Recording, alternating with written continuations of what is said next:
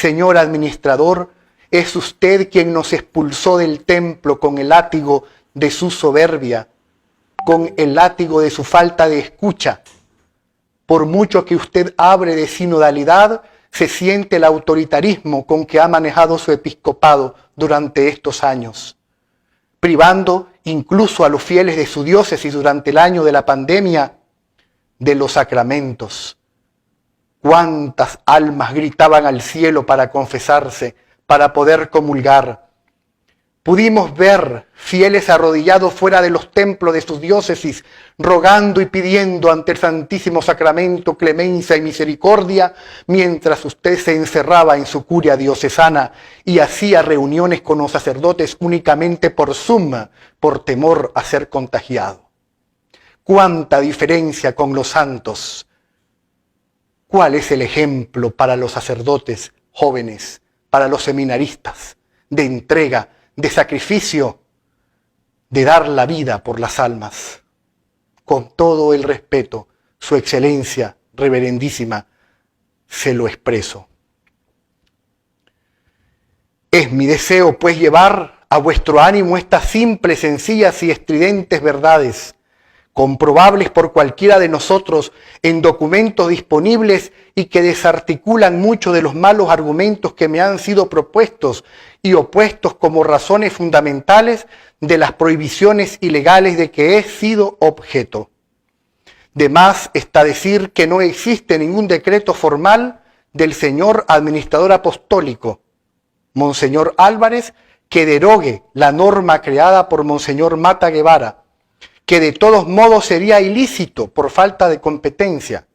Esto es una norma objetiva y pública que tentara a lo menos igualar la jerarquía jurídica de aquella otra disposición que de facto se estaba dejando sin efecto. En vuestra carta se alude varias veces a mi conducta, la del padre Marín, pero se deja siempre de lado la cuestión relativa a los derechos y estados de ánimo de los feligreses adheridos a la liturgia tradicional de la parroquia Nuestra Señora de Guadalupe, objeto de los desvelos del señor obispo Mata Guevara. Y queridos fieles, aprovecho para decirles que cuentan con las oraciones del obispo emérito. Esta fue otra razón que me llevó a tomar las decisiones que finalmente llevé a cabo. Dicho lo cual, no pasaré adelante sin afrontar un asunto complejo y que afea mucho la administración apostólica presente, y es que todo esto se podría haber evitado mediando un sano espíritu de colaboración, caridad bien entendida y respeto por las personas. Lo que menos he sentido del administrador apostólico es respeto. Y de igual manera del encargado de pastoral, el padre Freddy López, quien en el obispado anterior fungía como vicario de pastoral.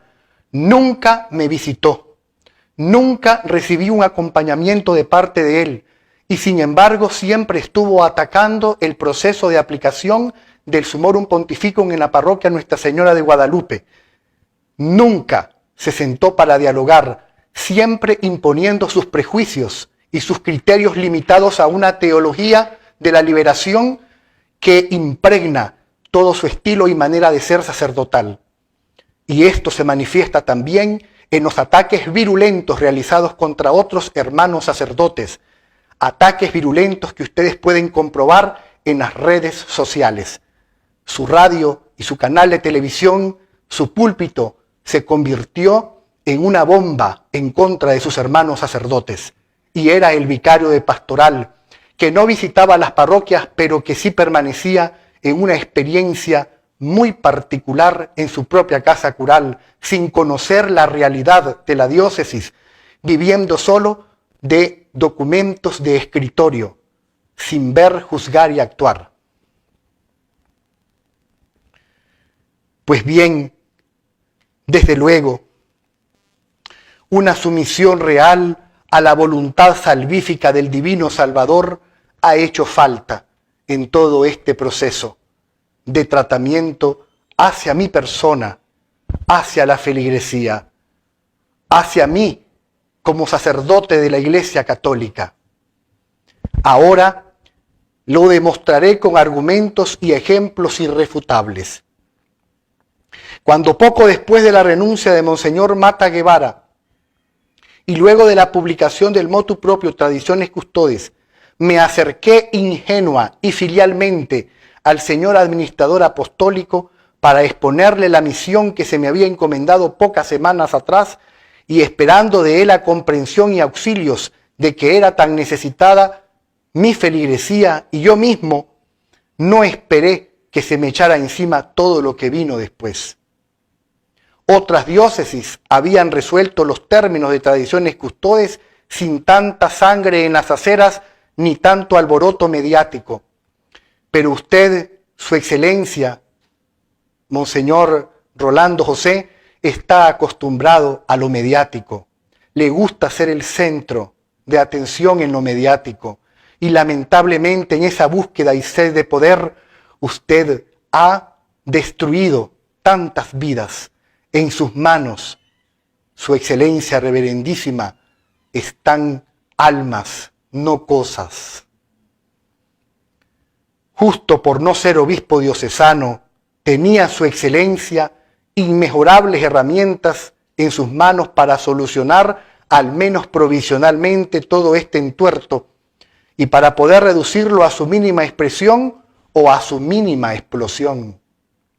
Y estas soluciones constaban y aún están ahí en las disposiciones del motu propio y en el derecho general, brindando una colección de posibilidades distintas a las de perseguir, reprimir y enojar a una comunidad parroquial ejemplar, piadosa y desde luego obediente y sumisa a las disposiciones de su jerarquía, que los condujesen sabia, prudente y dulcemente a los brazos del fundador de la Iglesia Católica, del único dueño de la Iglesia Católica.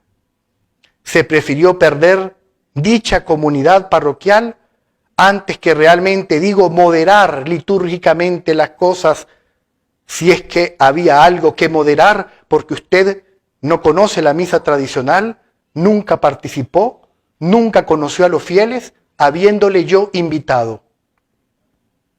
Mi propia reacción, queridos hermanos, ha sido provocada por la violencia que he visto al ser reprimido brutalmente, al recibir una prohibición y supresión absoluta.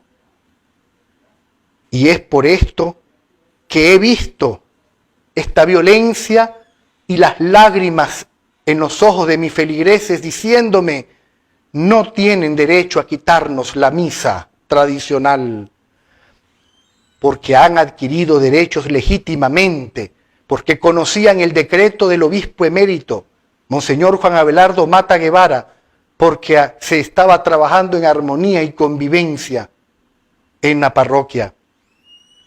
Pero se ha sustituido la violencia, se ha impuesto condiciones gravísimas que atentan contra la pastoralidad que tanto se habla. Y esa sustitución de una violencia que podría haber sido mínima, se ha impartido una violencia máxima, denigrante, como los hechos últimos han demostrado. Esto no son palabras, son hechos y muy graves. Por eso tengo en mis manos vuestra tremenda carta y no otra cosa. Se pudo haber tomado cualquier solución, pero se prefirió la supresión. Se pudo haber conversado amablemente y cristianamente, pero no se hizo, porque usted solo tiene oídos, señor administrador apostólico, para los sacerdotes que estarán en su línea y que no tendrán criterios para saber contradecirle.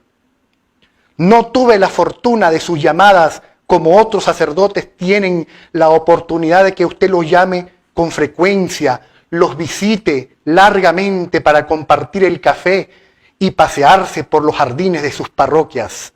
No tuve esa oportunidad yo. No tuve oportunidad de sentir de parte suya muestras de cariño paterno para poder transmitir a mis abrumados fieles. No tuve oportunidad de ser visto como hijo de Dios.